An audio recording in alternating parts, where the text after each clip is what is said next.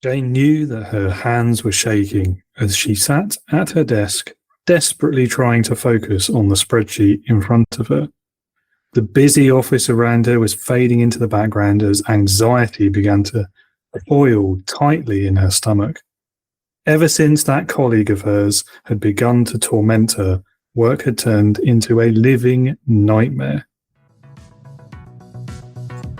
Welcome back, listeners. Thank you for joining me again today. This is Leading with Integrity, Leadership Talk, the podcast for first-time managers working in tech-driven businesses and teams and who want to be more effective, more ethical, people-first leaders.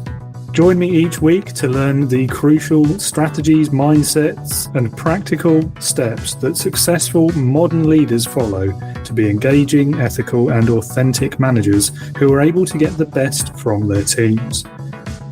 We achieve all of this via weekly conversations with leaders, with leadership experts, with entrepreneurs and business owners, all of whom have already walked this path and have some amazing stories and insights to share, with an added sprinkling as well of the occasional solo episodes, such as this one, and every now and then we'll do some group chats as well with 2 or 3 guests at once.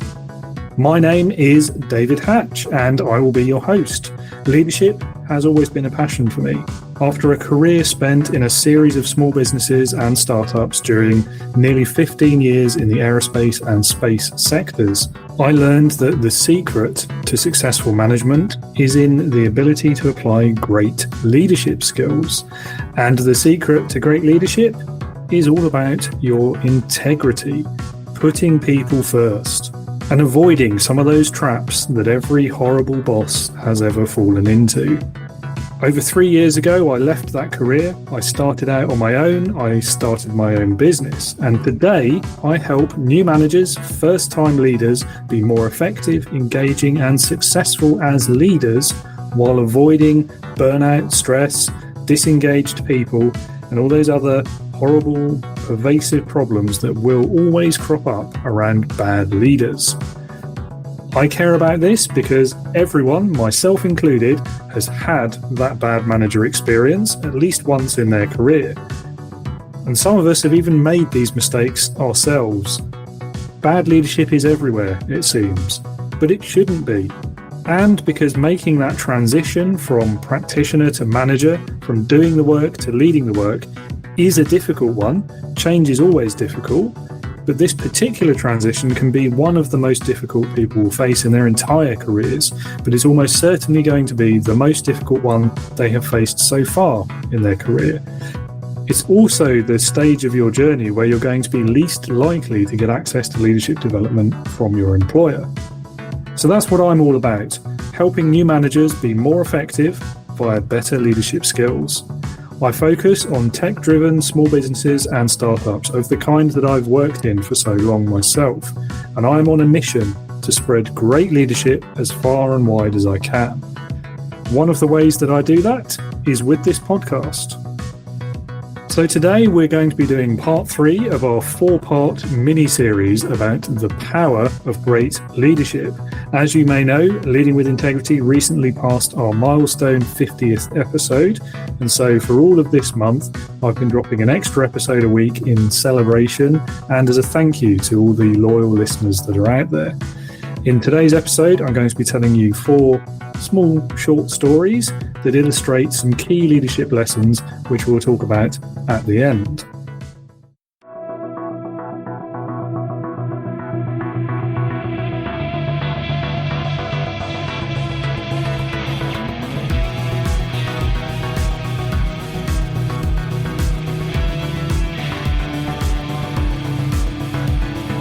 Welcome to the Leading with Integrity podcast. Leadership talk for the modern manager. With your host, David Hatch.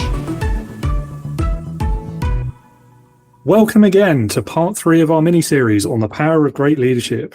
In this episode, it's just going to be me by myself again, and I'll be sharing 4 stories with you that followers have told me about their leaders. There's a lot to learn, I think, in how people experience your leadership. And so I thought it might be interesting to explore the topic from the perspective of the follower, the staff, the employee, and rather than the leader's perspective that we look at so often. These are real stories that have been shared with me over many years by colleagues or clients or friends or combination thereof. And I've chosen these particular experiences, these particular stories very specifically because they align with 4 important leadership mistakes that many managers fall into. Understanding the mistakes and the things not to do is at least as important as knowing the right things to do when we're trying to apply great leadership and achieve the true power that has to make a real difference in people's lives. So unlike a couple of episodes ago, I can promise you now there is no twist this time. Maybe that's a bad thing, I don't know. But none of these stories are about me. They're not all about the same person. Although, to be 100% honest with you, I certainly have experienced and witnessed all of them in my ghosts of workplaces past, as I'm sure you probably have too. So as before, to protect the identities of those involved, I won't be using anyone's real names, real companies, locations, and anything that otherwise might give away or be obviously identifiable will be changed. This time around, I've even gone a step further. I've used the internet to generate a whole bunch of random names for me to use instead. Let's hope we can keep track of them all. Okay, here we go. Here is our first one. Jane can feel her hands starting to shake. She's desperately trying to focus on the spreadsheet in front of her. The busy, bustling office around her starts to fade into the background as that anxiety becomes coiled tightly in her stomach. Ever since one of her colleagues has begun tormenting her, work has turned into a living nightmare. The bullying started subtly, with the occasional snide remark or veiled insult. But over time, it escalated into what she now feels is a relentless campaign of bullying and gaslighting that's left Jane feeling powerless and small. She never knew when the next attack would come or how it might manifest itself. Every encounter she has with this colleague, who Jane actually preferred to keep anonymous, sent a shiver down her spine. They almost seemed to take a twisted pleasure in undermining her self-worth and diminishing her skills at work. Jane has often sought solace and support by confiding in her manager, who we'll call Louise, hoping for some support, understanding, some action to deal with the situation. But unfortunately, Louise dismissed Jane's concerns, suggesting instead that she was probably overreacting or misinterpreting the situation, or it's just banter, get over it. Louise, despite her role as supervisor, as manager, seems blind to this ongoing torment. And when Jane finally musters the courage to speak up again, hoping for validation, Louise brushes it off as mere misunderstandings. Jane starts to feel like her pleas for help are falling on deaf ears, as if her pain and the suffering she's going through at work is inconsequential. Left feeling abandoned and alone, let down by her manager, Jane's confidence crumbles under the weight of this relentless bullying, and it has become relentless by this point. Her tormentor, on the other hand, only gets more confident. They seem to revel in this power they apparently have over Jane, using this power to manipulate and gaslight and undermine her real credibility at work. They would start to distort facts, twist conversations, spread malicious rumors, generally just create a toxic work environment that swallows Jane completely whole. Days turn into weeks, and the problem persists. It becomes more relentless, more insidious, more frequent, and Jane just finds herself completely isolated at work without any recourse or relief. The constant stress and the emotional strain that this has takes a severe toll on her mental health, leaving her feeling defeated and shattered. There comes a point, after months of this, determined to reclaim her dignity and her happiness at work, Jane decides she's not going to endure this torment any longer. She begins to document each incident, gathering evidence of the gaslighting, seeking guidance from people she knows outside the business who work in HR, for example. It was time to confront this darkness that had begun to envelop her at work.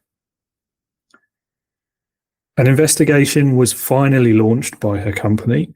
Jane's claims were substantiated. Coincidentally, at around the same time, her manager, Louise, has moved on to a different department and a different role and has been replaced by a much more proactive leader who wholeheartedly supports the investigation and Jane's rights at work. That investigation finds a pattern of systematic bullying and manipulation that's been inflicted by one of her colleagues. The company, recognizing the severity of the situation, takes decisive action, addresses the toxic environment, and ensures the well-being of all of their employees. I'd like to say this happened better late than never, but as we can probably guess, much of the damage was already done, and the whole process really took far longer than it should, from the initial reporting to action being taken. Although scarred by the experience, Jane's resilience has shone through. With time, she grew into an advocate for victims of workplace bullying, sharing her story and raising awareness about the devastating effects of such behaviour. In our second example, we join a different character, who we're calling Samantha. So Samantha, again, works in a pretty busy office environment, all of which starts to seem distant as she buries herself in her work. She really enjoys what she does, she loves the detail of it, and she loves just getting really stuck into it. However, once again, there is a constant shadow looming over her shoulders, suffocating her with an overwhelming presence. This time it's not bullying, thankfully, but it is the weight of micromanagement. And that weight in her workplace had slowly chipped away at her enthusiasm and her job satisfaction. Her boss, who we're going to call Mr. Thompson, seemed incapable of trusting his employees to complete tasks independently, even the simplest of tasks. Every decision had to be run past him. Every action was monitored. Every email was proofread personally by him before it was allowed to be sent, and he has to be CC'd, copied in to every single one of them. Samantha feels at times like a puppet on a string. She doesn't have any autonomy. What she did have has been stripped away. The simplest tasks requiring his approval, stifling her creativity, hindering her efficiency. Mr. Thompson's preference for this micromanagement is manifested in daily check-ins, constant emails seeking progress updates, and unwarranted interventions. He hovers over Samantha's shoulder, offering unsolicited advice and criticism, leaving her and others feeling inadequate and disempowered. This suffocating atmosphere gradually erodes Samantha's confidence. She begins to doubt her own abilities and second-guess every move she makes, every business decision she makes. The joy that she once found in her work has been replaced by anxiety and self-doubt. She yearns for the freedom to take ownership of her own projects and make decisions based on her own expertise and knowledge. When she attempts to communicate these frustrations to Mr. Thompson, hoping for a change, what happens, do you think? He dismisses her concerns. He labels her resistant to guidance. He believes that his micromanagement is necessary for maintaining quality control and meeting deadlines, failing to grasp the detrimental impact that it was having on the well-being of his employees. And once again, days turn into weeks, weeks into months. Samantha's dissatisfaction grows. She feels trapped in a never-ending cycle of scrutiny and control. The lack of trust and respect from her boss drains her motivation and enthusiasm. She doesn't enjoy her job. She struggles to get out of bed in the morning and go to work.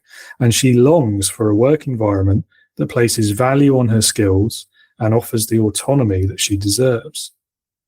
And so one fateful day, overwhelmed by the constant micromanagement, Samantha makes a decision. She drafts her resignation letter. She puts in her notice. She pours all of her frustrations onto that page, and it becomes a bittersweet moment, a catharsis, a release, a leap of faith toward finding a more fulfilling professional journey.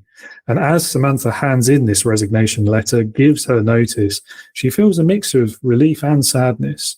She'd poured heart and soul into this work, into this job, but that, again, the word toxic is appropriate, but that micromanaging environment had taken its toll. She knew she deserved better than being suffocated by a supervisor who could not see beyond his own needs for control. Word of Samantha's departure spreads pretty quickly throughout this office, raising eyebrows and sparking conversations. Several colleagues who've experienced exactly the same from Mr. Thompson admired her courage, while others silently shared her frustrations, not wanting to risk speaking out. Perhaps more happily, the void left by her absence serves as a wake-up call, in part, for Mr. Thompson, but also for the company as a whole. Recognising the loss of a valuable employee and the need for change, the company undertakes let's call it a reflective process.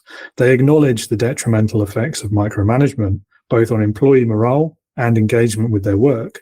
Training programs were implemented to help empower managers with effective leadership and trust-building skills so that micromanagement no longer is the norm. Meanwhile, Samantha has embarked on a new journey, determined to find a workplace that would value her expertise, offer her that autonomy and respect.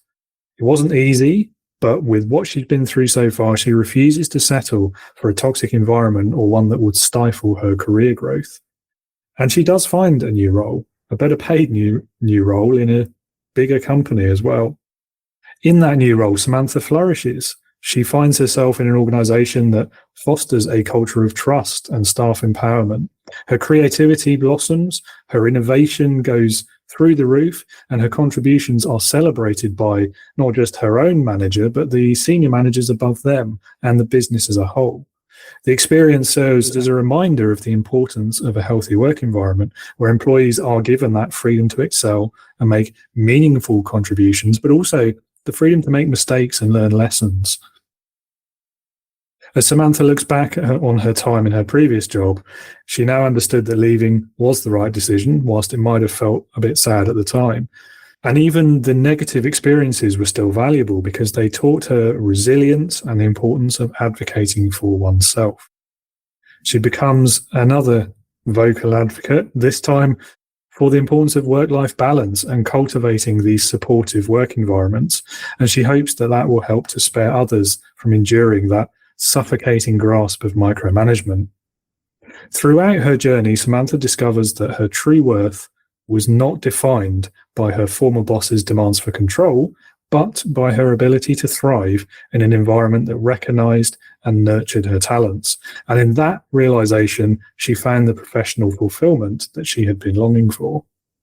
There endeth story number 2. And our third leading character in this episode is Daniel. Again, we join Daniel in an office environment. It's not quite as busy as the other two were, but it works on more longer term jobs. So that's perhaps a reason. Sat at his desk, he glances up and sees right in front of him a closed office door across the room. That closed door has become a familiar sight, an impenetrable barrier that separates the team leader from the rest of the employees. The isolation is palpable. It creates a sense of disconnection that permeates their entire work environment. Their team leader, we'll call him Adam, has a knack for shutting himself off from the team. Behind that closed door, decisions are made, strategies are formed, and information is withheld. It seems as though his office served as his fortress. It shields him from any meaningful collaboration or engagement with the very people he is supposed to be leading. It prevents him from having to have any difficult conversations or listen to anything other than his own echo chamber. For Daniel and his colleagues, though, that closed door symbolizes more than mere physical separation. It's a metaphorical wall that blocks communication and stifles teamwork. The lack of transparency and involvement eroded their sense of belonging and made them feel like mere cogs in a machine awaiting the master's instruction. They yearned for a leader who would actively engage with the team, who would foster an environment of open dialogue and shared goals. But instead, Adam remains distant, only emerging from his office for sporadic meetings or to issue directives and instructions without any explanation or context. The absence of meaningful interaction has consequences. Daniel and his colleagues struggle to align their efforts with the bigger picture because they don't know what the bigger picture is. They haven't been told. And they often feel like their work is disconnected from the team and the company's overall objectives. Their motivation wanes and a sense of apathy begins to seep in. Attempts to bridge the gap were met with resistance. Knocking on Adam's door, hoping for guidance or clarification, often resulted in a brusque dismissal or a promise of "we'll discuss it later," or "not now, I'm busy." Later rarely came. There was nothing other than the "now I'm busy," leaving Daniel and the team in a perpetual state of uncertainty.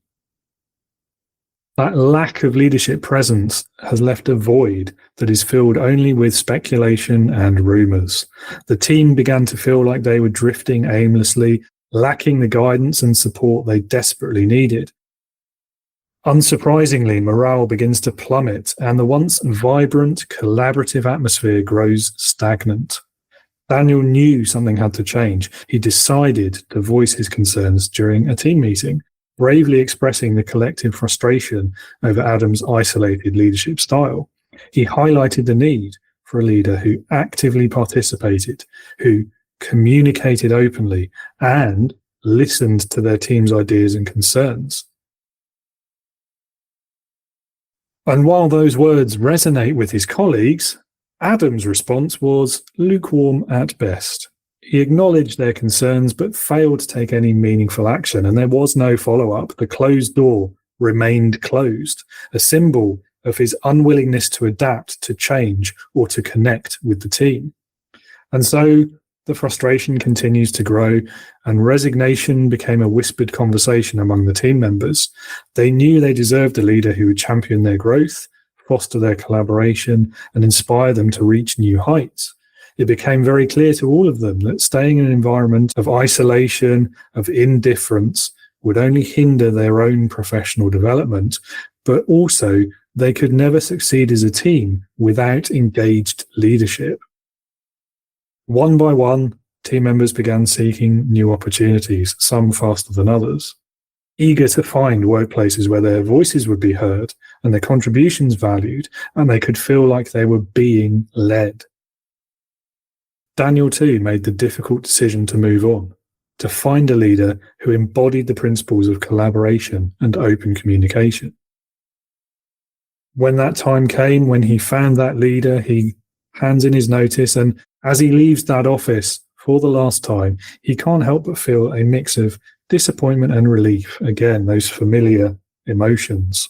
Disappointment that Adam's closed-door leadership had hindered their team's potential, but relief in knowing that a brighter future awaited elsewhere. And when I asked Daniel to reflect on his experiences there, what he'd really taken from it was he became determined to be a leader himself who would break down those walls, who would open those doors rather than build them up or close them in people's faces. When he himself became a leader, he vowed to create an environment of trust where open communication and collaboration were the foundations of success. And throughout all of his journey, he would strive to be the leader he had always hoped for, an inspiring force that united and empowered his team to achieve the greatness that he knows people are capable of. So that story actually has a kind of nice ending, doesn't it? One more to go then. And for experience story, or whatever we'd like to call it, number 4, we're joined by Rachel. And we join Rachel's story on one of a series of particularly difficult days that she's had at work.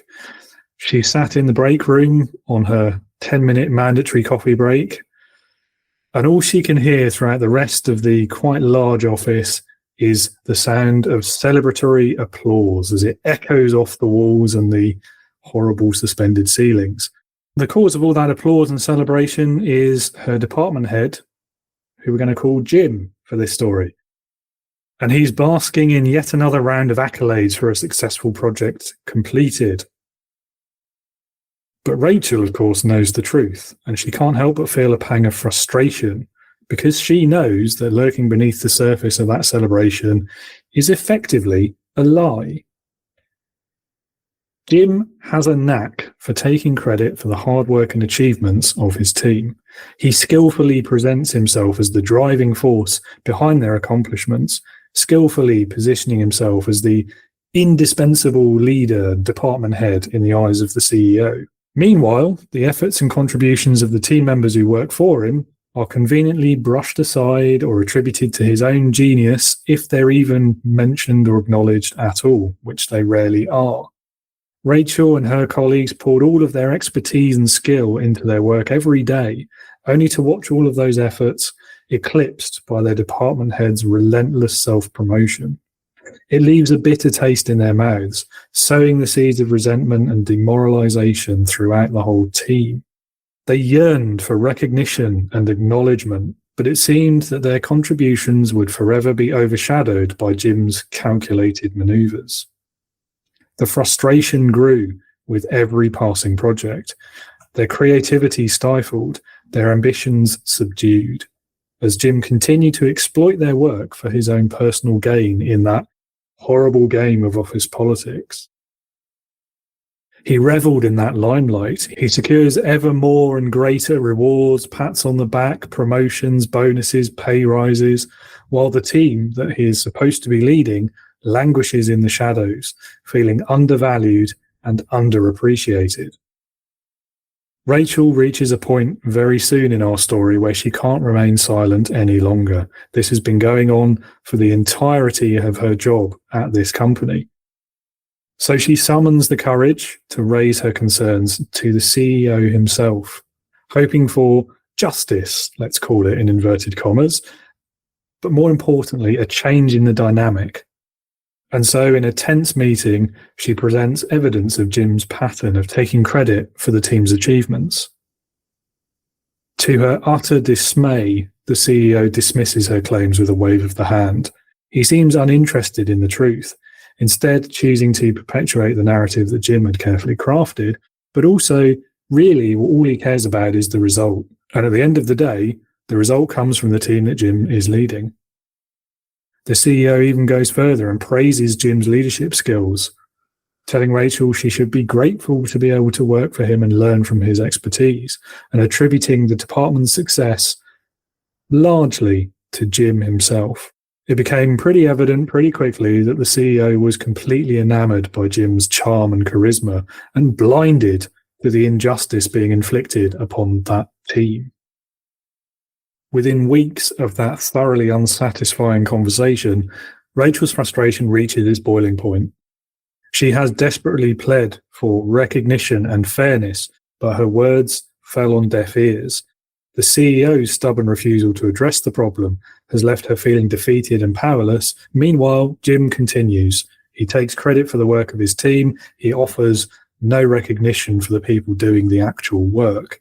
And so it's a stalemate. There's a battle she can't win against a system that has prioritized personal reputation over integrity. Disheartened generally, Rachel continues to work with a heavy weight on her shoulders. That workplace has become a pretty horrible environment to work in, one where her contributions are undervalued and her aspirations ignored. One thing is for certain, though, they will no longer be getting her best efforts, because if those efforts are going unrecognized, what's the point?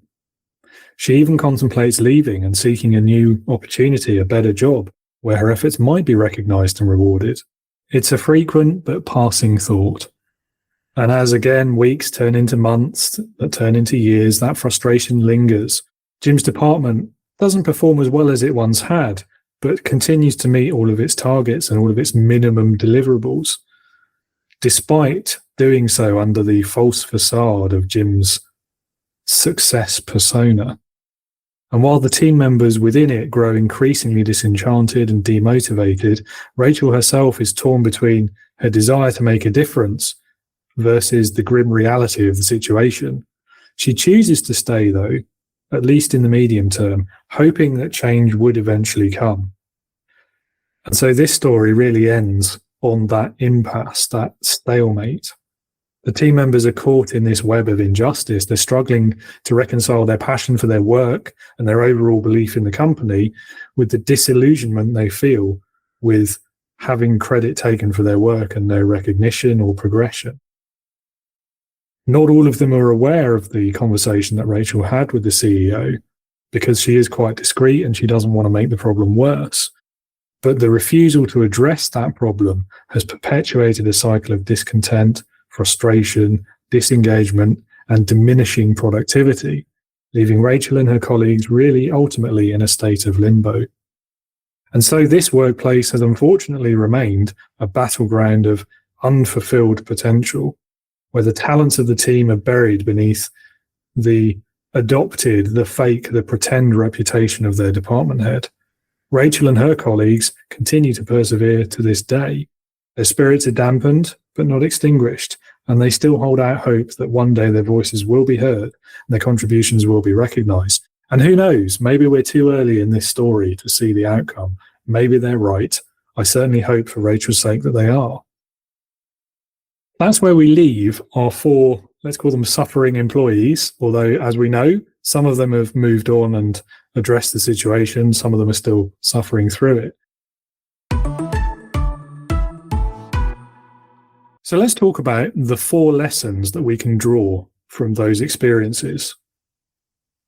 And at the heart of that is 4 errors that the managers, that the leaders had made. And those errors were allowing or mishandling bullying and harassment, micromanagement, isolating themselves from the team, and stealing credit. So what is there to be learned from these stories and experiences? The first lesson, I would hope, is very obvious to you already. Bullying and harassment are unacceptable in any workplace. And as a leader, the responsibility is to stamp out this kind of behaviour immediately. So it's an obvious warning sign if this kind of behaviour is being overlooked, tolerated, diminished, or even encouraged in some of the worst cases. But quite often, the problem is knowing it's going on in the first place. Many employees don't want to raise this issue with their manager for fear of being seen as the difficult one, the squeaky wheel, the troublemaker themselves, or just having it ignored or brushed off, or even worse, in some cases, the fear of reprisals. And there's also many forms of bullying or harassment that can actually be quite subtle, pervasive, and gradual over a long period of time. So it's very hard to sometimes notice it's happening even for the person who's experiencing it. So as I say, it's quite difficult to detect sometimes, which means the values, mindset, and culture piece from the leader are that much more crucial. Generally, if you have a problem of someone going against the culture and the values of an organization, then as a leader, it's your responsibility to act and do something about that. As hard as it may be to have that kind of conversation, but if one of your team is causing harm to the culture or to others in the team, then in my opinion, they've simply got to go. Depending on the severity, it's not going to be a one strike and you're out kind of thing. You might wish to have a conversation and try to get the behavior to change. But ultimately, if that behavior doesn't change, or if it is an incredibly severe and harmful impact that they're having, then you don't really have a choice. And when it comes to bullying and harassment, this is doubly, triply, 100 times more important. Send a clear message, this kind of thing isn't tolerated, and you will do wonders for the culture of your workplace. So that's the lesson from our first story. Now let's talk about micromanagement. There are few things worse at work when you're under a deadline or just trying to have a productive day and you have this feeling of someone looking over your shoulder all the time. It is awful for concentration, especially when your manager is literally standing over you, watching you work. But the reason why it's such a mistake for a leader to make goes a bit deeper than the surface issue of breaking people's concentration. Because if you are managing by directly supervising every single task in the way that we heard in this story, or critiquing every element of people's work, no matter how small or trivial, and even if you're only doing it some of the time, or for certain tasks or certain people and not others, then the message you're sending is still loud and clear to everyone in the team, not just the person or the task that you're micromanaging. That message you're sending, whether you mean to or not, is this: I don't trust you lot to do your jobs. Is that a message you want to send? I'm going to suggest very strongly, no, it's not. So there's a compound issue here, isn't there, of both the practical element of distracting people and that psychological, cultural and mindset issue of sending a really quite harmful signal to the team about how much or how little you trust them. So the lesson here is trust your hiring, trust your HR processes, trust that they will give you capable team members, and that your internal training, that your own leadership are going to give them the skills and the environment to be able to do their jobs, and then actually trust them to do their jobs. Even if you do think that someone is underperforming, having you stand over and watch their every move is not going to solve that problem. Taking this approach in a business setting is not the way to build rapport, trust, engagement, or even, frankly, a basic level of interest from your team members. This is not the way. At its worst, it can result in some really negative outcomes for all involved. So, pick an approach to leadership that will focus on feedback and collaboration and communication, and you will be best equipped to lead your team to success. And we saw what happened in Samantha's story, didn't we? She felt that lack of trust, that lack of respect, and what did she do? She left. She went and found herself a new job in a better working environment where she was trusted to do her job. So that's really the ultimate lesson of that story, isn't it? Especially when we live in a world now where replacing a lost staff member will cost up to or more than 300% of their salary.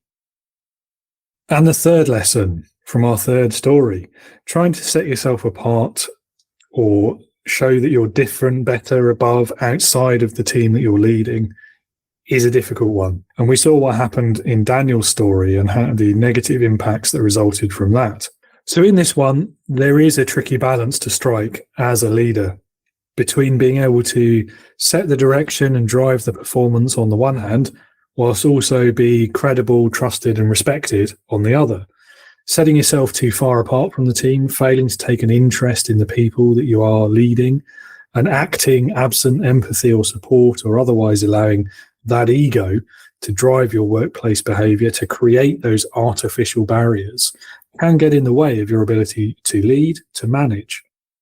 So you've got to be able to demonstrate that you're in the muck too, that you've got your metaphorical sleeves rolled up, you're working alongside everyone else, and that you're all part of the same organization, working towards the same goal, supporting people when challenges arise, communicating well, not just swooping in to take the glory or issue the decrees from on high. It's fundamental.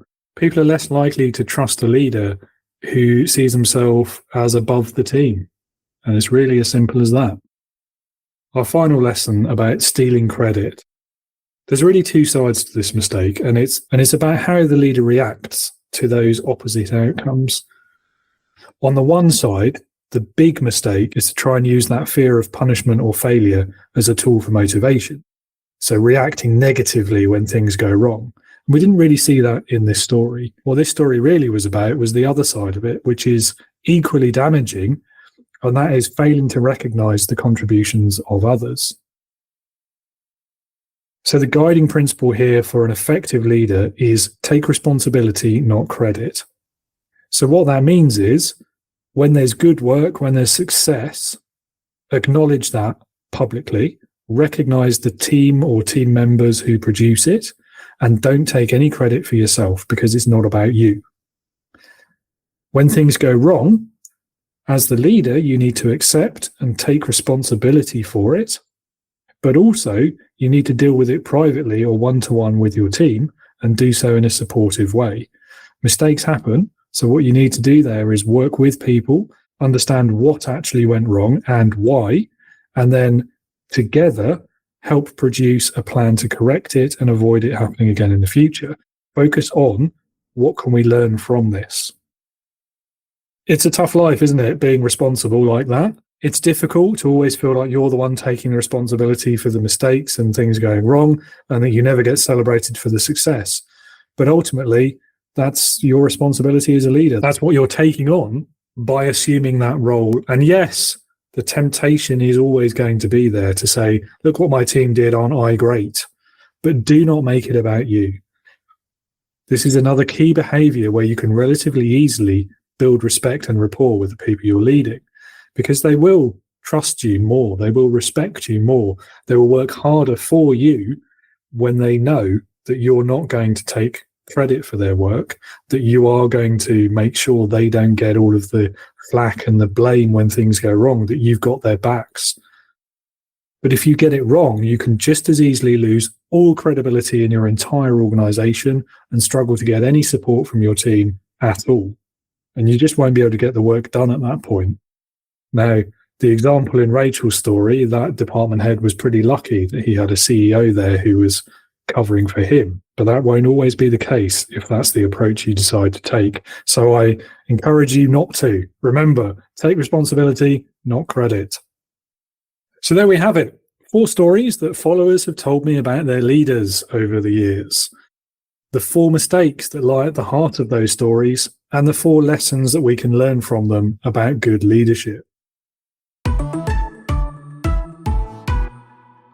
If you'd like to learn more about how to recognize and apply great leadership, how to lead with integrity and build an engaged, effective team, then I have a short course which will get you started. Learn the tactics, the priorities, the behaviors that I have applied in my own leadership to help you be more effective as a manager. This course is maybe a few days if you do it back to back. Get it now for less than £80. That's $100 if you're in the States. And if that sounds interesting, please do pay a visit to www.leadernotaboss.co.uk. And that link is also in the episode description. Or if you're listening directly on the podcast's website, then there is a button there somewhere that will say sign up to leadership short course today or something like that. Whichever route you take, click on the link, click on the button, type in the address. You will arrive at a page where you can enter your details, and I will be in touch very shortly. I hope you'll join me again next week for another 2 episodes. For Podcast Wednesday next week, I'm going to be interviewing a speaking coach, John Henney, and we'll be talking about how to more effectively communicate, what you can do with your voice to get your message across, and why that is an important skill for any leader. Even if the only time you speak is in meetings, you still need to be able to do it effectively. So that's going to be an interesting and another different topic to discuss. And then on Friday next week, we have the final bonus episode, part 4 of this mini-series. And in that one, I will be summarizing everything we've learned so far and walking you through my top tips, my key steps for what you can do to be a better manager. That's all for today. Just a big thank you from me. I appreciate you listening. I appreciate your time and your support for Leading with Integrity. And I hope that you'll join me again next week. And until then, remember to be a leader, not a boss.